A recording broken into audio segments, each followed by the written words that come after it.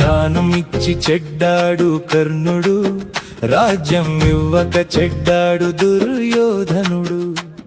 నిజం పలికి చెడ్డాడు విశ్వామిత్రుడు, అబద్ధం ఆడక చెడ్డాడు హరిశ్చంద్రుడు.